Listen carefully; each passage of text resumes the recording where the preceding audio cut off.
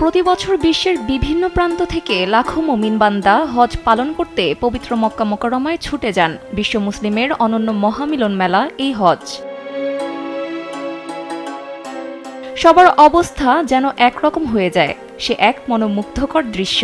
সবার কণ্ঠে একই উচ্চারণ, লাব্বাইক আল্লাহুম্মা লাব্বাইক, লাব্বাইক লা শারীকা লাক লাব্বাইক, ইন্নাল হামদা ওয়ান নি'মাতা লাকা ওয়াল মুলক লা শারীকা লাক।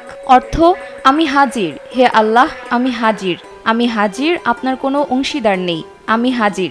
নিশ্চয়ই সকল প্রশংসা, নিয়ামত ও রাজত্ব আপনারই, আপনার কোনো অংশীদার নেই।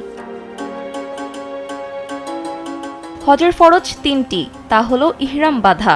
জিলহজ মাসের ৯ তারিখ থেকে ঈদুল আজহার দিন পর্যন্ত যে কোনো সময় আরাফার ময়দানে অবস্থান করা। এ সময়ের মধ্যে অতি অল্প সময় হলেও আরাফার ময়দানে অবস্থান করলে ফরজ আদায় হয়ে যাবে। হজের ৩ নম্বর ফরজ হলো আরাফা থেকে ফিরেই ৭ বার কাবা তাওয়াফ করা।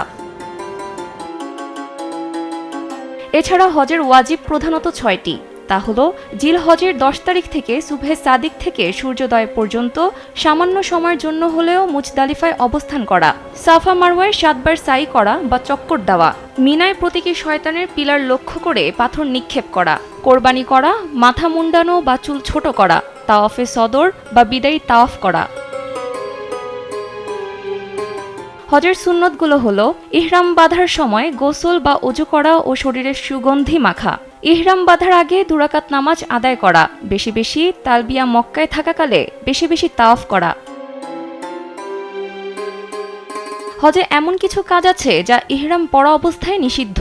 পুরুষের জন্য নিষিদ্ধ হলো সেলাইকৃত কাপড় পরিধান করা, মাথা ও মুখমণ্ডল আবৃত করা এবং টাকনু ঢেকে যায় এমন জুতা পরা। নারীদের জন্য নিষিদ্ধ হলো অলংকার পরা, হাতমোজা পরা এবং মুখমণ্ডলের ওপর নিকাব পরা। এছাড়া হজের সময় প্রাণী হত্যা, এমনকি কাপড় বা শরীরে থাকা উকুন মারাও নিষেধ।